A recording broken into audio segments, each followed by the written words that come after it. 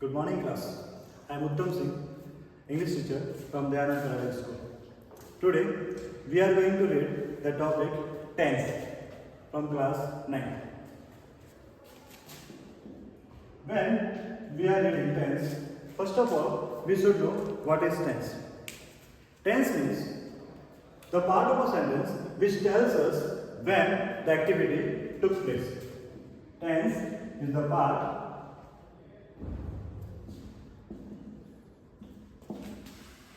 of the sentence which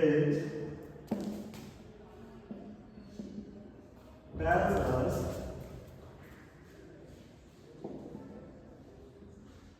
when the activity took place. That is the tense. Now, when we are reading tenses, we should also know that there are three types of tense. And the types are first, present tense, second, past tense, and third is future tense. So these are the three tenses. Present tense means the tense or the part of the sentence which is taking place at present, at the time. When we are talking about the past, means the tense or the time which has already gone. When we are talking about the future, it means the time which has not come. It means which is going to come after some time. So these are the three types of tenses. Now, when we are reading the grammar of classes, of any class from class 6 to forward classes, then we should also know that these tenses are also subdivided. All three tenses are subdivided in four parts. First part is called simple, which is also called indefinite. The second part is called continuous. When we talk about the third part, it is called perfect. And the last one is perfect continuous.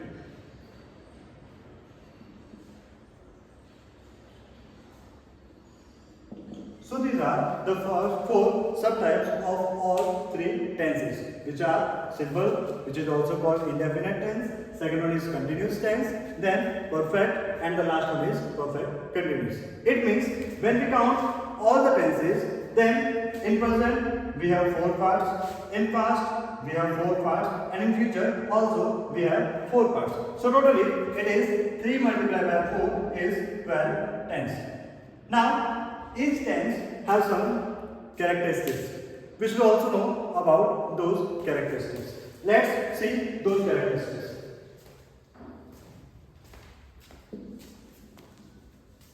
First, let's start with the present tense and the first subtype of present tense.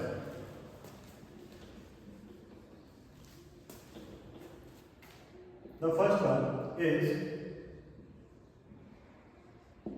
present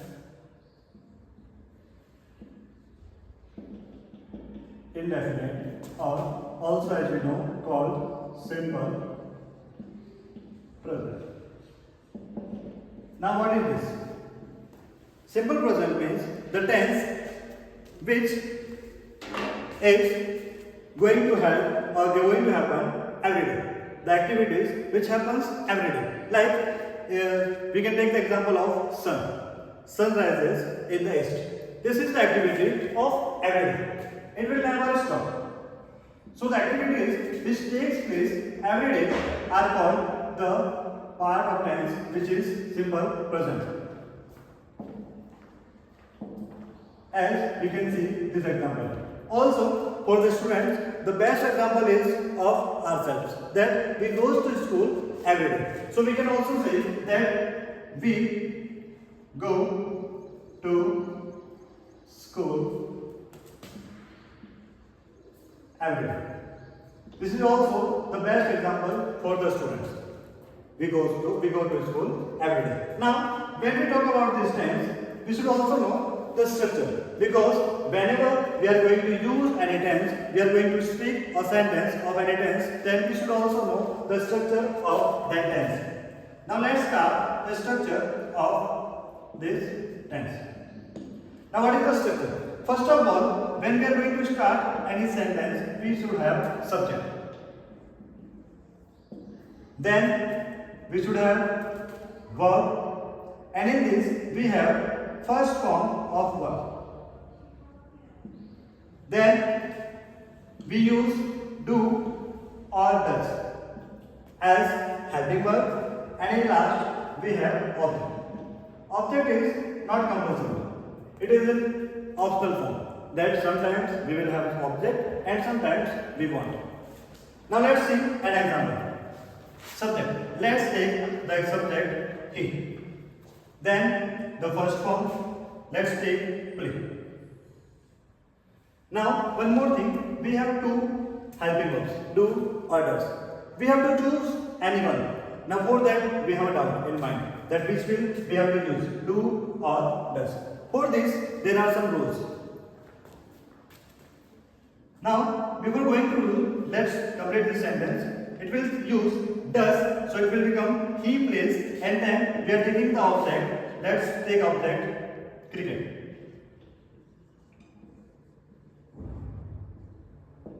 He plays cricket. Now when we are taking these two verbs, do or does, so we should know the rules of using these two helping verbs.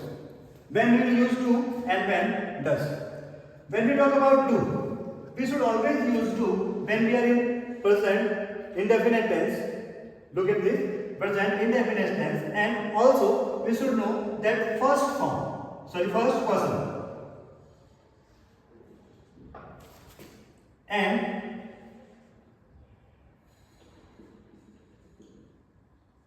second person plus plural subject.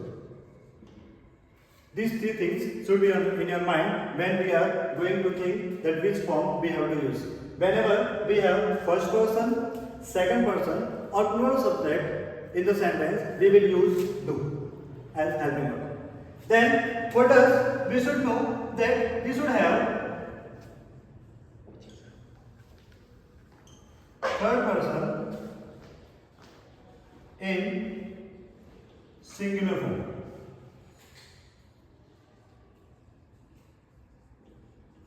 Then we will use does as helping verb. So keep in mind that whenever we have first person as a subject, second person as a subject, or plural subject in the sentence, we will use do, and when we have third person in the singular form, then we will use does as a helping verb. So it is clear that we have he, and he is the third person singular form. So we will use does in this example.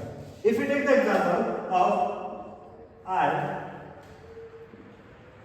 read, and then we have book. In this sentence, as we can see, we have I as a subject, and I, you all know, is the first person. And so, for the first person, we will use do. And whenever we use do with any verb, then there is no change in the first form. First form remains the same. So, there is read. But when we use does, it always adds as or es. There are some rules for adding as or es. I think you have already read these rules when you read plural form of the nouns. At that time, you already read about these rules. It is because of y, and before y there is a vowel, and so we will use as a from as or es. Now the next one. Let's start the second one. The second tense.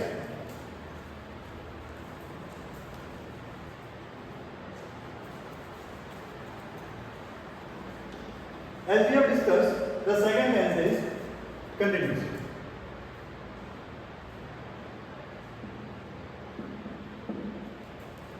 Now let's see, what is the continuous tense? Continuous, as the word suggests us, the sentence in which there will be the continuity. So we will discuss the continuous tense with the example in which we show continuity. As we also can take the example of this class, that we are ready. With this example, we can see that activity is taking place at present. It is going now. I am teaching you. So this is also the continuous tense. And when we are using are, it tells us that activity is taking place at present. So this is the example of present continuous tense. Now, when we are going to learn this tense, as in the first tense, we know that we need structure. In the same way, we know that we need the structure in this tense also. Now let's see what is the structure of this tense.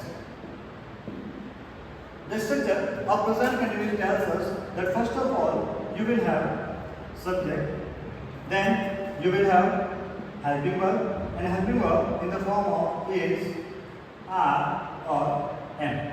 After that, you will have first form of verb with ing, and at last you will have object, which is not compulsory. It can be there at some times, and sometimes it will not. Now let's take the example. Subject. As we discussed in the first example, there was he. Then we had play, but in this tense we have to use helping verb also. When we have subject he, it means we will use, and I also told you that he is the singular form of third person. So it will use is as a helping verb. After that we have first form. So the first form which we take in the first example was play, and in this we have ing also. So we will add ing. After that we have the object, and in the first example we use the object cricket. So we took the same example. So the sentence is he is playing cricket. Now what we use in this sentence, let's discuss deeply. First we use the subject which is mentioned in the structure. Second, we had options is, are, or am.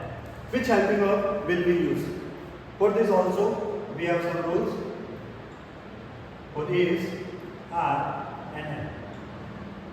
Whenever we are going to use is, we should keep in our mind that is will always use the singular form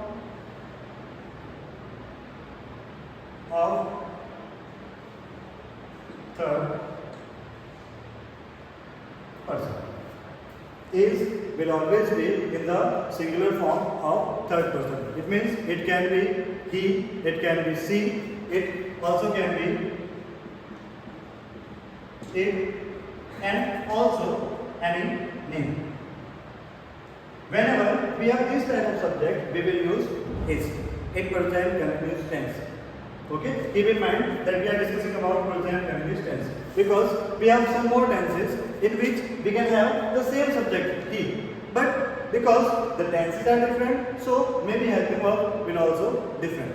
So when we are in the present continuous tense and we have singular form of third person, which can be he, which can be she, which can be it, or also any singular name. In that case, we will use is.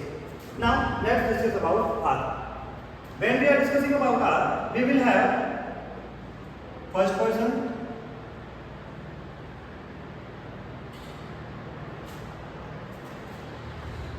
plural form of first person, which is we.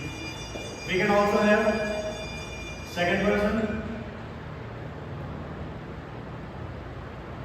which is you. And also we can have plural subject from third person, which are they or plural names. These all can be subject when we are discussing about are in present continuous. When we are discussing about am always used with I, which is first person singular form. Means whenever we are discussing about present continuous tense and we have I as a subject, we will always use am. So this is the thing when we are discussing about the helping verb of present continuous tense. Now the next thing. Next one is first form ing. Whenever we have any continuous tense, either it is a present or past or a future, whenever we have continuous tense, we have to use ing form. Why ing? Because ing form tells us that the work is going on, it is not finished. So this is the thing when we are discussing about the continuous tense. It can be a past, it can be a present, or also it can be a future. Now the last thing, object. As I told you, object is not compulsory. Sometimes you will have the object and sometimes not. So this is the second tense, which is present continuous tense. Let's take one more example of it. It is because we have the doubt in helping verbs. Now when we have the helping verb or main verb or subject like I, so with I we will use am, as we discussed now, that whenever we have I as a subject, we will use am, and then the main verb whatever we have. Let's take read, and with read we have to add ing. Then we have the object. Let's take the example book. So the sentence is I am reading book. You can also add a book, any book, whatever you have. Then we have example with we. As we is the plural form of first person, we will have to use are. So we are. Let's take the example going. Let's go for the fun. Going to mark. Okay, so this is the example of present continuous. Now let's take the third one of the present, and that is, as you all know, and we have also discussed, the perfect tense. And as the name suggests, it also tells us the perfect means the activity has already completed.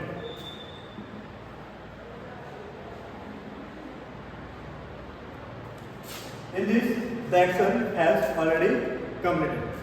Now let's take the structure, which is must whenever we are discussing about any sentence. In this, first of all, you have subject, then you will have helping verb in the form of has or have. Then you will have third form of subject plus object. Object, as I told you, is not must.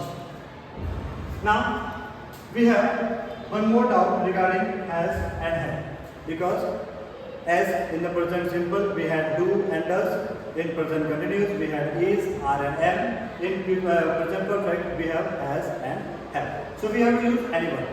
Now for this, you should keep in mind the same rules which were in present simple. Whenever we are using do, we have to use have, and when we are using does, we have to use has. So has and have are the options when we are discussing about this helping. Now let's take an example.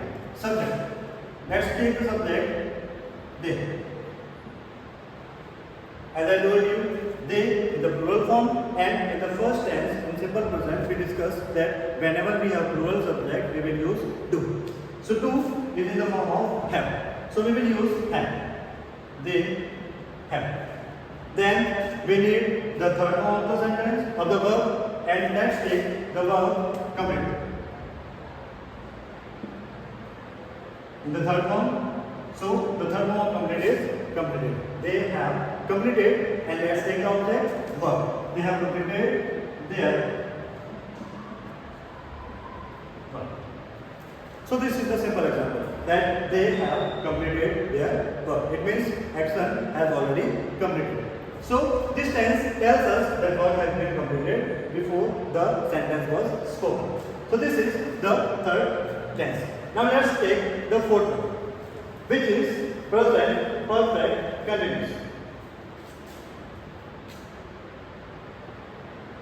As I just told you that whenever we are discussing about a continuous tense, we will have ing form. In this tense also you will have ing form. Let's see how.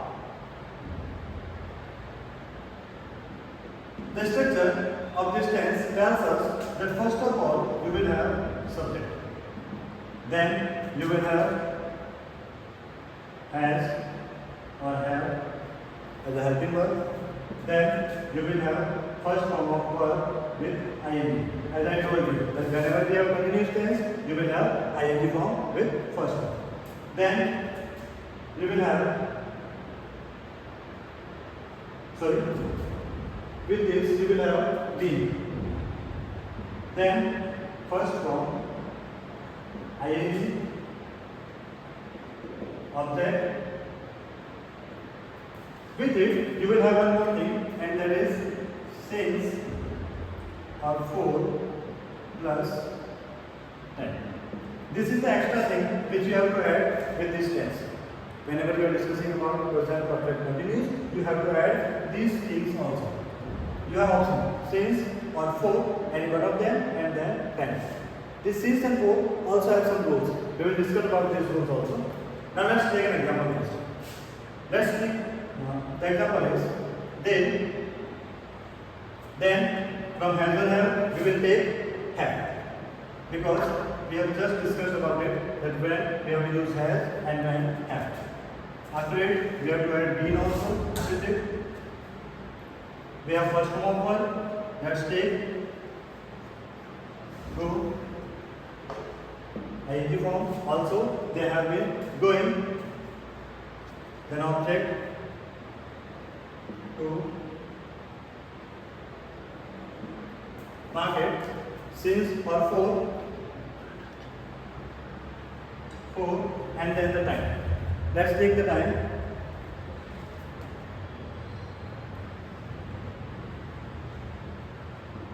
5 days. Now, as you know, subject we have discussed about it.